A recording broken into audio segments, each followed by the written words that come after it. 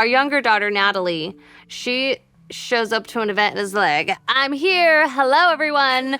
I'm ready to be your best friend. Whereas Allie is much more like, find a buddy. Yeah. And just kind of stick to them at a social event. I tend to be very kind of quiet and reserved. It can be kind of hard to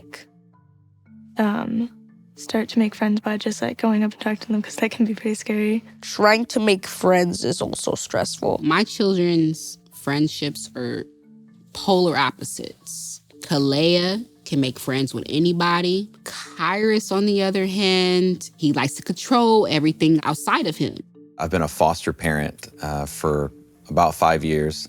He really has a hard time relating to his peers. At school, he deliberately chooses not to make friends because, in his words, he just knows that will come back to bite him. A healthy friendship is one where someone can be their authentic self, where they can share interests and communicate effectively and learn and grow together. There are also unhealthy friendships, ones where we are made to do things that we don't feel comfortable doing, or where we aren't able to effectively communicate what we need or want with each other.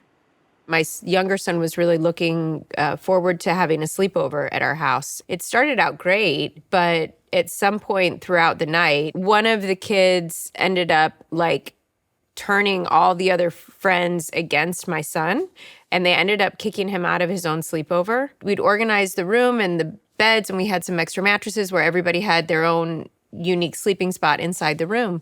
And my son was sleeping in a totally different area of the house, all by himself with no blankets. And that was the beginning of a very, very challenging year for him. To see that he's struggling to make friends makes me feel really sad. And I don't want to cry. And I feel like I can't help.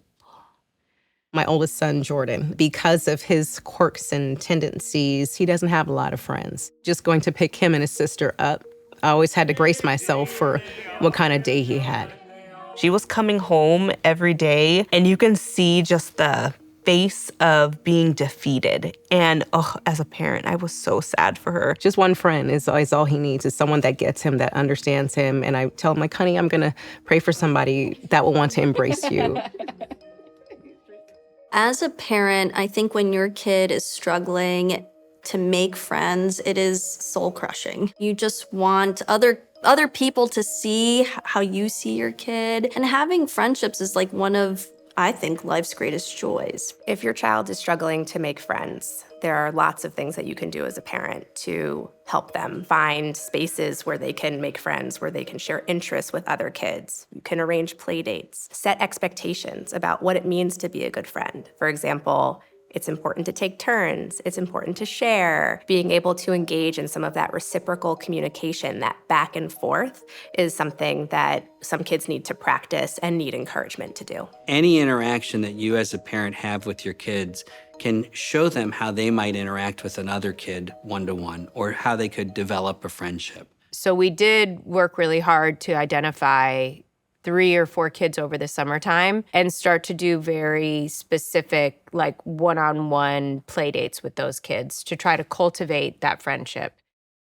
And talked about, what does it mean to be a good friend and to show up for somebody? It's normal in every child's life to have difficulties in friendships, to have fights, to have ruptures. That's actually part of learning about how to negotiate in a relationship, what it is that you want out of one, and actually setting a healthy boundary when you have to. So it's incredibly normal to have those experiences. I had this time where I had this friend who, she spread rumors about me. I feel like I can't trust them like I used to. I had this friend in middle school, and we were pretty close, I'd say. And then when quarantine hit, it felt like they didn't care as much about me as I did about them. I messaged him.